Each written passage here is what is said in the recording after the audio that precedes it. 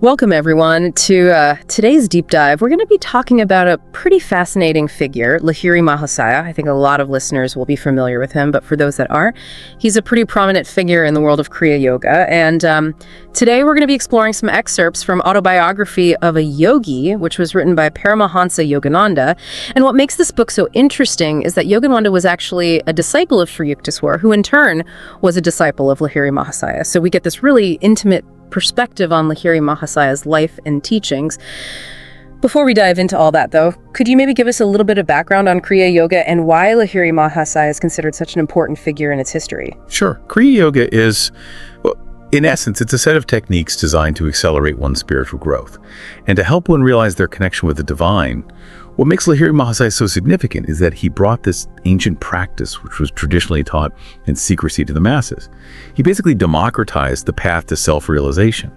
And so his impact on the spread of Kriya Yoga, especially in the modern era, is undeniable. So it's not just about personal practice, but also about making these teachings more accessible. Right, exactly. Now, the book tells this captivating story about Sri Yukteswar's first meeting with Babaji at the Kumbh Mela, this massive festival. Yeah. And Sri Yukteswar, at first, he's kind of disillusioned by the whole thing. He's even questioning the spiritual depth of those present. What was it that shifted his perspective so dramatically? Well, the turning point came when a stranger approached Sri Yukteswar and informed him that a saint was seeking his presence. And this led him to Babaji. Now, Babaji was a very charismatic guru who instantly addressed Sri Yukteswar as Swamiji, which is a title reserved for spiritual masters. So this wasn't just a casual greeting. It was a recognition of Sri Yukteswar's inherent potential, even though he himself was filled with doubt and skepticism at the time. Interesting. So it sounds like there's more to this whole Swamiji thing than just a title. It's almost like this affirmation of his potential even before he really recognizes it himself. What does that tell us about this guru-disciple relationship in Kriya Yoga, specifically Babaji's role? It speaks to the profound insight that a guru possesses. Babaji saw through Sri Yukteswar's self-doubt. He recognized his capabilities and his latent spiritual potential. So this meeting highlights a key aspect of Kriya Yoga. The guru's role isn't just to impart knowledge, but to awaken the disciples' potential, to guide them towards self-realization. So it's like the guru can kind of see the future self of the disciple even before they do. Yes, in a way. Okay. And then Babaji, the seemingly immortal yogi, plays a very interesting role here because his message goes beyond just the mystical stuff, right? He emphasizes the importance of blending Eastern spirituality with Western progress, which is not something you hear every day. Could you expand on that a little bit? Babaji advocated for what he called a golden middle path. He didn't view spirituality and material progress as mutually exclusive. He saw a world where the wisdom of the East could harmonize with the advancements of the West. This would lead to a more holistic and balanced evolution for humanity. It's a message that encourages integration and synthesis, not rejection or separation. It's kind of a forward-thinking perspective, right? Trying to bridge these two worlds that are often seen as separate. Now, Sri Yukteswar has a very specific role to play in this vision. Babaji tasks him with writing a book comparing Hindu and Christian scriptures, the goal being to demonstrate their underlying unity. What was the purpose behind this task? The task went beyond just a simple scholarly comparison. It was about revealing the universal truths embedded within different religious traditions. By highlighting these common threads, Babaji, through Sri Yukteswar, wanted to foster understanding and bridge the gap between the East and the West. So it was about paving the way for a more unified kind of spiritual awareness. Almost like setting the stage for a global shift in consciousness. Precisely. Now, alongside this task, there's also a prophecy about Babaji sending Sri Yukteswar a disciple who would later be revealed as Yogananda. Now, Sri Yukteswar initially expresses doubt, yet the prophecy unfolds as foretold. So this whole experience and the fulfillment of the prophecy, how did this shape Sri Yukteswar's understanding of Babaji's powers and the nature of destiny? The experience solidified Sri Yukteswar's faith in Babaji's insight and in the unerring nature of destiny. You see, witnessing the prophecy unfold, despite his initial skepticism, deepened his understanding of how the universe works and the power of divine will in shaping our lives. It's like the prophecy wasn't just a prediction, it was actually an active part of Sri Yukteswar's own spiritual development. Yes. You could say that. Okay. Now, speaking of unexpected events, after completing the book, Sri Yukteswar has another interesting encounter with Babaji. He spots him with his disciples under a banyan tree, but they disappear when he returns with sweets. That must have been pretty unsettling. How does Sri Yukteswar deal with this experience of being both chosen and seemingly abandoned? It definitely caused some confusion for Sri Yukteswar. But he later visited his guru, Lahiri Mahasaya, and that's when things became clear. Lahiri Mahasaya revealed that he had just met with Babaji, and that it was actually Babaji who had subtly prevented Sri Yukteswar from recognizing him at the Kumbh Mela. So this playful revelation, while easing Sri Yukteswar's disappointment, also hints at the rather enigmatic nature of these advanced yogis and their unusual ways of interacting with the world. It's like they're operating on a different level. Right. Orchestrating events in ways that we might not fully grasp. And the connection between Lahiri Mahasaya and Babaji adds another layer to this. What can you tell us about their relationship, and what does it reveal about the kind of hierarchy within Kriya Yoga? While the book doesn't go into a ton of detail about their connection, Lahiri Mahasaya confirming that he just met with Babaji and then relaying this cryptic message about Babaji's stored up power running low suggests a deep, though somewhat veiled bond. And this message about Babaji's power foreshadows Lahiri Mahasaya's own passing, which indicates an understanding of these impending transitions. So it hints at a spiritual hierarchy where guidance and knowledge flow from a lineage of masters, with Babaji occupying a position of immense power and wisdom, overseeing the dissemination of Kriya Yoga across generations. That's fascinating. It definitely raises some questions about this hierarchy and these cryptic messages. It does. So what happened after this message was delivered? What happens next in Lahiri Mahasaya's journey? Well, after receiving that message from Babaji, Lahiri Mahasaya went through a profound transformation. He became completely still and detached for 3 hours. It seems to have been a very intense internal process, perhaps a preparation for his departure, guided by the knowledge Babaji shared with him. Wow, so he's consciously detaching himself from the material world, preparing for something else. Now, before we get into that, I want to talk a bit about this term Mahasamadhi, which you mentioned before.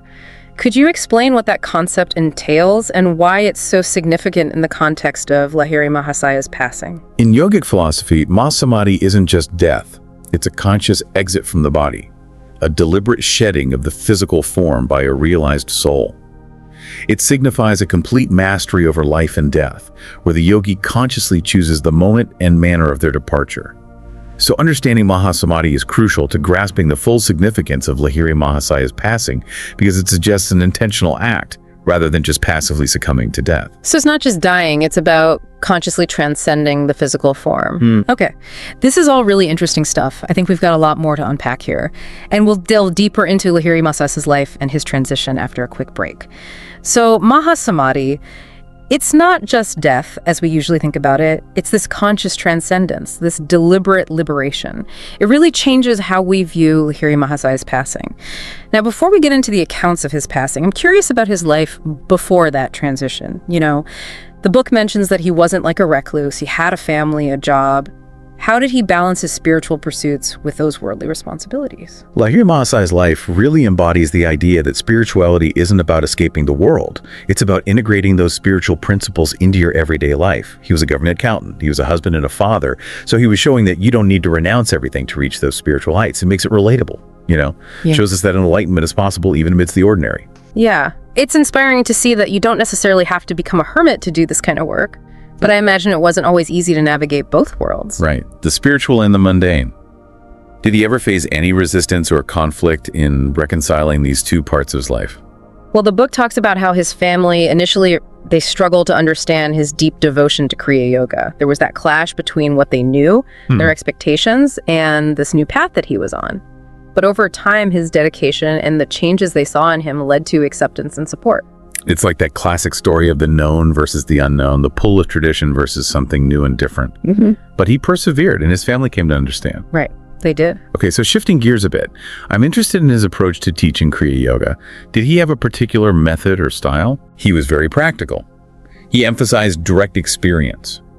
Unlike some traditions that are very focused on rituals and dogma, Lahiri Mahasaya believed in tangible results. He taught that the proof of any spiritual practice is in the impact it has on your life, the transformation it brings. And he tailored his instructions to each student, recognizing that everyone is on a unique spiritual path. So it wasn't a one-size-fits-all kind of thing. No, not at all. What kind of results were his students actually experiencing through practicing Kriya Yoga? A wide range, increased inner peace, mental clarity, enhanced health, and a deeper connection to the divine. But he always emphasized that the ultimate goal was union with the divine, not just these personal benefits. So going beyond just self-improvement, tapping into something much bigger. That reminds me of the whole concept of Mahasamadhi, right? It's like striving for a complete union, not just in life, but also in death. Exactly. Mahasamadhi aligns perfectly with that pursuit of ultimate union. It's about dissolving the boundaries between yourself and the cosmic consciousness, achieving liberation. And Lahiri Mahasaya's life, his teachings, and even his passing point toward that goal. Now, you mentioned earlier that he was very careful about who he initiated into Kriya Yoga. Why was that? Did he have a specific selection process? He believed Kriya Yoga was a very powerful tool, and it required responsible handling. He wanted to be sure his students had sincerity, a strong moral foundation, a genuine desire for growth. He wasn't just giving out knowledge. He was entrusting people with a practice that could fundamentally change them. It makes sense to be cautious with something so transformative. But even with that, he still had a diverse group of disciples, right? Oh, yes. Yeah. His students came from all walks of life. You had scholars, priests, businessmen, housewives, even people from different religious backgrounds. This inclusivity was revolutionary for the time. It showed that the path to self-realization is open to everyone, regardless of who they are or where they come from. So it's a very universal message. He saw that potential for awakening in everyone. Did he have any particularly notable disciples who helped carry on his message? Besides Sri Yukteswar, who of course was instrumental in bringing Kriya Yoga to the West, there was Panchanan Padacharya, who founded the Arya Mission Institution in Calcutta, and then it was Swami Pranabananda, who, as we'll talk about later, had a pretty remarkable experience related to Lahiri Mahasaya's passing. So these disciples and many others were crucial in spreading the teachings, making sure Kriya Yoga reached a wider audience. It sounds like his impact extended beyond just individual transformation. He was also a big advocate for social reform. Why was that important to him? To address societal issues alongside that individual growth. He believed true spirituality needed to be expressed through action in the world. He was a big supporter of women's upliftment and education, which was very progressive for his time. He knew that individual and societal well-being are connected. True progress requires transformation both internally and externally. That's a powerful message, and one that's still so relevant today. Now let's get back to Lahiri Mahasaya's passing. We've talked about Mahasamadhi, this conscious exit from the body, but what about the stories of his resurrection? Those are fascinating, but also pretty hard to wrap our heads around from a conventional perspective. How should we approach these accounts? The resurrection stories are definitely extraordinary. They challenge what we think we know about death. Some people might interpret them literally. Others might see them as metaphors for these deeper spiritual truths or states of consciousness. The Autobiography of a Yogi presents them as factual experiences. But ultimately, it's up to each individual to decide how they interpret their meaning and significance. So there's this tension between the factual accounts and the possibility of metaphorical interpretation. It's an interesting dynamic. Now, before we jump into the specifics of those resurrection accounts, I want to understand his death from a more traditional Hindu perspective. How did his disciples view his passing, given that broader understanding of death and rebirth in Hinduism? In Hinduism, death is seen as a transition, not an end. For a realized yogi like Lahiri Mahasaya, death is just shedding the physical body. It's liberation from the limitations of the material world. So his disciples would have viewed it as a tragedy. It would have been seen as a natural progression, a culmination of his practice, a merging back with the source. So it's a celebration of his achievements, not a time for mourning. And then the fact that he seemingly resurrected himself adds another layer of meaning. Right. It reinforces that death isn't necessarily final. It can be transformative, even transcendent. Exactly. The resurrection accounts, whether you take them literally or metaphorically, challenge us to rethink our assumptions about life, death, and the nature of reality. They offer a glimpse into the potential of consciousness and the mysteries that lie beyond what we normally perceive. It pushes those boundaries of what we consider possible. No wonder it sparked so much discussion over the years. That ambiguity is part of what makes it so captivating. It invites us to explore different perspectives, to question, to delve deeper into the mysteries of consciousness and the nature of reality. Now let's talk about those specific accounts. We mentioned Swami Keshavananda, who witnessed Lahiri Mahasaya enter Mahasamadhi. What happened after that? What did he experience? So we were talking about Swami Keshavananda and witnessing Lahiri Mahasaya enter Mahasamadhi. What happened after that? Keshavananda. Well, he had a pretty remarkable experience. He talks about being summoned by Lahiri Mahasaya in a vision just a few days before his passing. And after this vision, Keshavananda hurried to Benares. And that's where he saw Lahiri Mahasaya gather his disciples and announce he was leaving. And then instead of just dying, he consciously exited his body. Wow, it sounds so intentional, like it was all part of the plan, that Mahasamadhi we were talking about. But the story doesn't end there, does it? No, it doesn't. The next day, while Keshavananda was back at his hermitage, his room suddenly filled with light, and Lahiri Mahasaya appeared before him. Not as like a ghost or a spirit, but in a physical body, and he looked younger, more radiant. He came back to life. He actually formed a new physical body. That's incredible. I can't imagine what that must have been like for Keshavananda. It must have been mind-blowing. Keshavananda said that Lahiri Mahasaya explained that he had created this new body from the atoms of his cremated one, and that now he would be spending his time between the Himalayas with Babaji. And get this, the cosmos. The Himalayas and the cosmos, that's where things get really hard to grasp. It's like something out of science fiction. Were there any other witnesses to this? Anyone else who saw him? Yeah, actually, 2 other disciples, Panchanan Bhattacharya and Swami Paramahansa, both said they saw Lahiri Mahasaya in his resurrected form. And it happened at the same time, but in different cities. They both described seeing him at 10 in the morning the day after his cremation. So 3 different people in 3 different places all witnessing the same thing. That's pretty convincing. What do these accounts of Lahiri Mahasaya's resurrection tell us about Kriya Yoga? What does it say about its potential? It suggests that Kriya Yoga is more than just personal transformation or achieving bliss. It hints at the possibility of going beyond what we think are the limits of human existence. This level of mastery over life and death really challenges our understanding of what's possible. It makes you wonder if we could achieve that kind of mastery. What does it say about reality? About what human consciousness is capable of? Lahiri Mahasaya's story really forces us to reconsider everything we think we know about reality.